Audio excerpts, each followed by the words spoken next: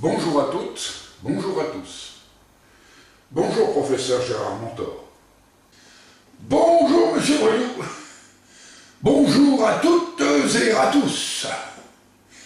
Aujourd'hui, nous allons répondre à la question, après nous l'être posée, il faut se poser la question très important, après nous l'être posée, car il est beaucoup plus difficile de répondre quand on ne connaît pas la question.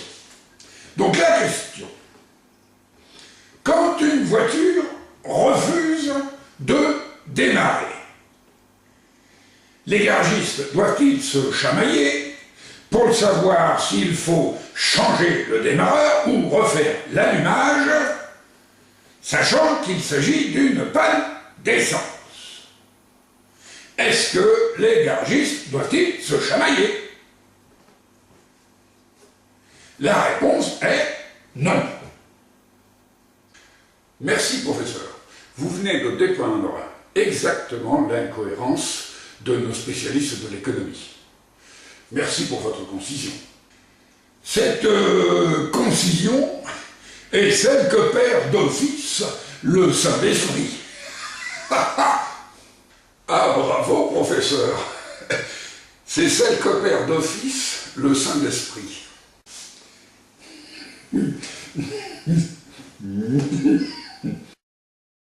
Ignorer la cause d'un problème rend impossible d'y répondre.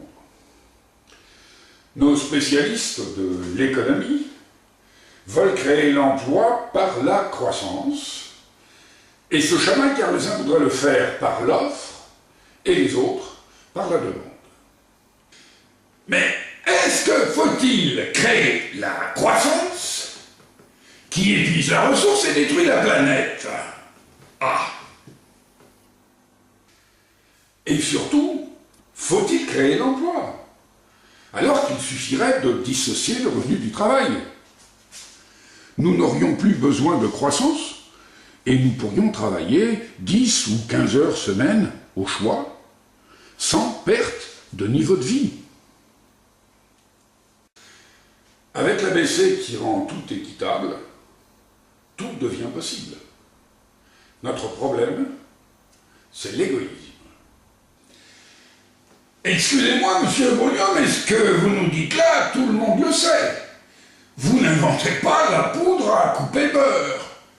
Si plus personne n'était égoïste, il n'y aura plus de problème. Vous venez de le dire, professeur. Si plus personne n'était égoïste. Très important. Plus personne, si plus personne, très important, plus personne, si plus personne n'était égoïste. Oui, plus personne, car c'est l'égoïsme des autres qui nous rend égoïstes.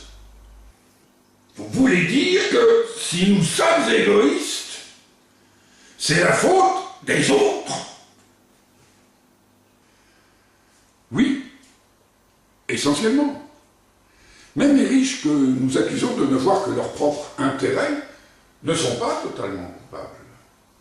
Ils ne sont pas fous au point de vouloir détruire la planète et celle de leurs enfants. Même nous, qui ne sommes pas riches, quand nous prenons notre voiture, nous savons que nous détruisons la planète. Pourtant, nous prenons quand même notre voiture. Nous n'avons pas le choix, c'est le système qui nous oblige à polluer. Pareillement, c'est le système qui incite les riches à polluer toujours plus. Il faudrait qu'un riche soit idiot pour renoncer à une activité lucrative sous prétexte de préserver l'environnement, puisque si cette activité permet de dégager du profit, un autre riche le fera à sa place. Son concurrent le fera à sa place. Et il devra, lui, mettre la clé sous la porte. A-t-il véritablement le choix? Même si vous détestez les riches, soyez honnête. Si il veut rester riche, s'il ne souhaite pas ardemment devenir pauvre, est-ce qu'a-t-il véritablement d'autres choix, comme le pauvre, que de polluer? Nous ne sauverons pas la planète tant qu'il sera rentable de la détruire. C'est sur le système qu'il faut agir.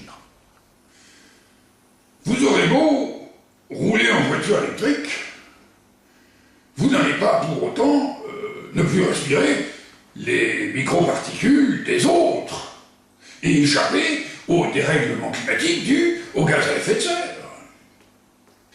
La pollution n'épargne personne. Quand les pauvres mangent des fruits et légumes bourrés de pesticides, c'est qu'ils n'ont pas les moyens d'acheter bio. Pauvres mais pas débiles. Si plus personne ne consommait ces produits toxiques, il n'y aurait plus que du bio. C'en serait fini des pesticides. Vous aurez beau manger bio, si les autres ne mangent pas eux aussi bio, comment empêcher les pesticides de polluer les nappes phréatiques et les sols? Seuls les États peuvent agir. La France vient, avec M. Hulot, d'interdire la vente de véhicules à moteur à essence et diesel d'ici 2040. Ça, c'est efficace, non? Sauf que 2040, ça fait un peu tard, s'il est vrai que le réchauffement climatique sera 2 fois plus rapide que prévu, et que ce ne seront pas 3 à 4 degrés supplémentaires pour 2100, mais dès 2050. Qu'est-ce qui comprenons-nous quoi? Qu'il faut que ces décisions relevant du ressort exclusif des États soient prises plutôt trop tôt que trop tard. À quoi bon interdire les véhicules à moteur à énergie fossile si il n'y a plus personne pour pouvoir ne pas les acheter? De plus, pour ces vacances, M. Hulot ne partira pas à Véhulot. Il prendra sa voiture qui fonctionne à l'électricité produite en France à 75% par le nucléaire. Alors M. Hulot voudrait fermer 17 centrales nucléaires si possible. Alors, comment est-ce que partira-t-il en vacances s'il n'a plus d'électricité pour mettre dans sa voiture? Est-ce que veut-il se mettre les bâtons dans les roues? Même s'il est aussi mal coiffé que moi, est-il idiot pour autant? Évidemment non. Interdire les énergies fossiles et le nucléaire, c'est, en autorisant que les énergies vertes renouvelables, orienter la recherche en ce sens. Seul un État peut le faire de façon aussi radicale. Et l'urgence impose d'être radicale. Or, même un État ne peut pas être trop radical. Il nuirait à sa propre économie, hormis si tous les autres sont aussi engagés, c'est-à-dire totalement. Seul l'ABC le permet.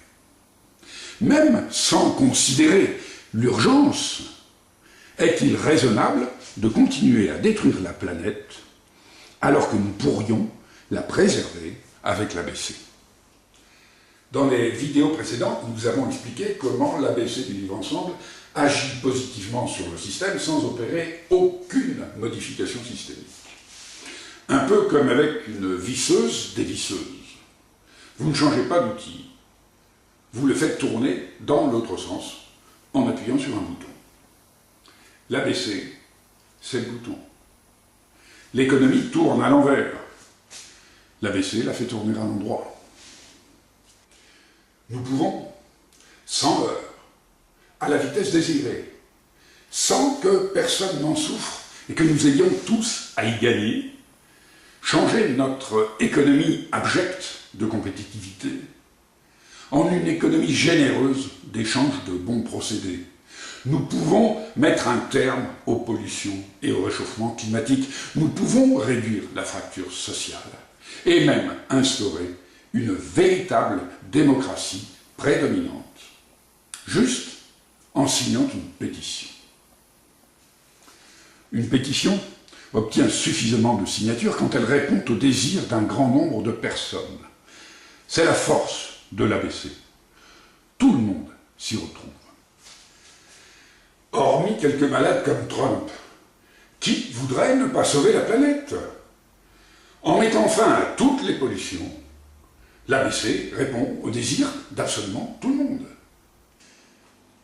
Est-ce que ne faut-il pas être abruti pour vouloir détruire le monde.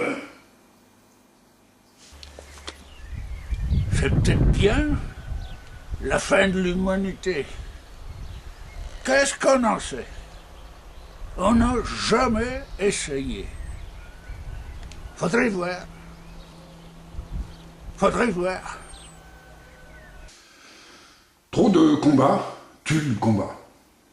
Jusqu'alors, pour sauver la planète, nous menons une multitude de combats d'autant plus incertains qu'ils s'opposent à l'intérêt financier. Chacun son combat dans son coin. Avec l'ABC, nous pouvons nous rassembler et, mieux encore, ne pas faire de la finance un ennemi. Nous serions innombrables et n'aurions pas d'opposants.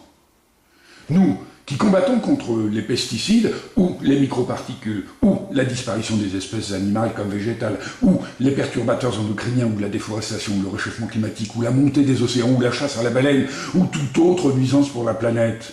Unissons-nous. Nous serions des millions. L'ABC le permet. C'est le meilleur outil de la convergence. La solution, c'est la convergence. Vous n'y croyez pas? La théorie vous dépasse. Il suffit de signer la pétition pour savoir si elle est exacte. De même pour vous qui militez contre la loi travail, ou les traités de libre-échange CETA ou autres, ou la financiarisation, ou les paradis fiscaux, ou la règle des 3%, ou la réforme des retraites, ou l'exclusion, ou la fracture sociale, ou les injustices de tous ordres. Pourquoi ne pas signer? Là aussi, l'ABC fait tout ça. L'ABC du vivre ensemble permet la convergence de tous les combats humanistes. Si l'ABC fait tout ça, qu'il suffit de signer une seule pétition. Devons-nous attendre qu'il soit trop tard? Si votre ABC fait vraiment ce que vous disiez, faudrait être idiot pour ne pas signer. Si ça répare le chauffage climatique et la pesticité, et tout.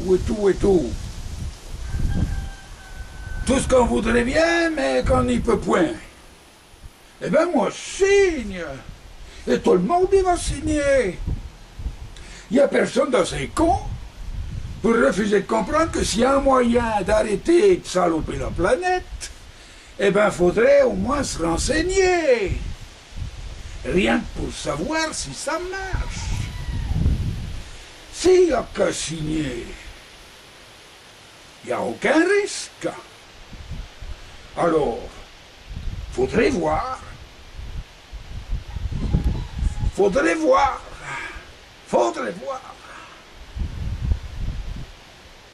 Mais bien sûr que j'ai compris qu'avec l'ABC, nous allons transformer notre société tout à fait inégalitaire et injuste en une merveilleuse démocratie. Bien sûr, je l'ai compris. Je ne suis pas idiot. Mais que faites-vous de mon libre arbitre? Si je préfère mourir dans un tsunami ou une tornade, c'est quand même mon choix. L'ABC, c'est la convergence.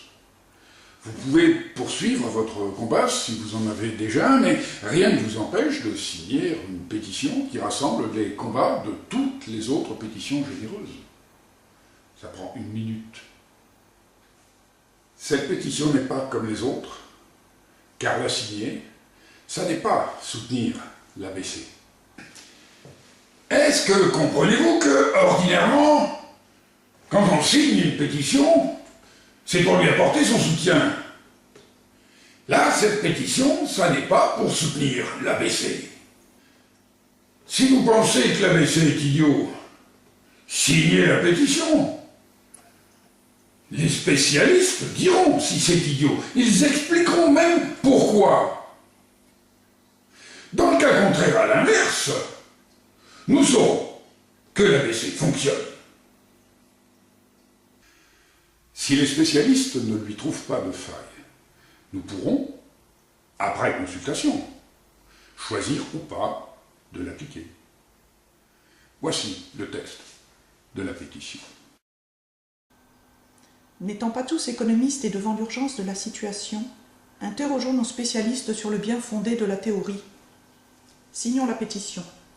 Afin de nous assurer que l'ABC du vivre ensemble est bien la réponse la plus efficace pour protéger l'environnement contre les pollutions, les dérèglements climatiques et l'épuisement de la ressource, qu'il répond à l'urgence sociale et met un terme à l'exclusion et à la misère, que sa mise en place transformera notre économie de compétitivité basée sur la loi du plus fort en échange de bons procédés et qu'il réalise tout ce qu'il promet, nous souhaitons le voir porté à la connaissance de tous pour qu'il soit discuté, expliqué et soumis à la critique, particulièrement à celle de nos spécialistes de l'économie. La pétition ne demande pas que l'ABC du vivre ensemble soit mise en application. Vous pouvez signer la pétition sans crainte sur ce site. Vous pouvez vous informer de la théorie de l'ABC sur ce site.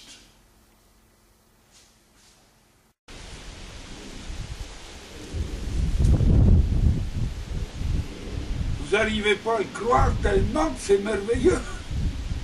Mais voilà une raison qu'elle est bonne pour signer la pétition. Il faut demander aux spécialistes. Ils vont vous le dire. Il faut signer. Si, pour stopper toute pollution, travailler 15 heures semaine sans perdre en qualité de vie, stopper l'exclusion et la misère, remplacer ce monde d'agressivité, de stress et de loi du plus fort, pour le remplacer par un monde, par une société généreuse de progrès, il suffit de signer une pétition. Pourquoi hésiter? Une pétition que l'on signe a beaucoup plus de chances d'aboutir qu'une pétition que l'on ne signe pas. Chacun de nous a toutes les raisons pour signer. Contrairement, en existe-t-il une seule, ne serait-ce qu'une seule, pour ne pas le faire? Peut-être, mais ce que promet l'ABC est tellement merveilleux que c'en est incroyable. Mais c'est pas possible, parce qu'elle peut être con, celle-là. Si vous avez toutes les raisons de signer et que vous n'en avez absolument aucune pour ne pas le faire, eh ben, faut faire quoi? Ben, faut signer. Même moi, je comprends. En plus, ça n'engage à rien. C'est juste pour voir. Alors quand même, faudrait voir. Faudrait voir à voir. Faudrait voir. Vous n'y croyez pas? Alors est-ce que le mieux ne serait-il pas d'autant plus de signer que vous ne comprenez pas l'ABC? Signons, juste pour être certain qu'il est sûr que c'est exact.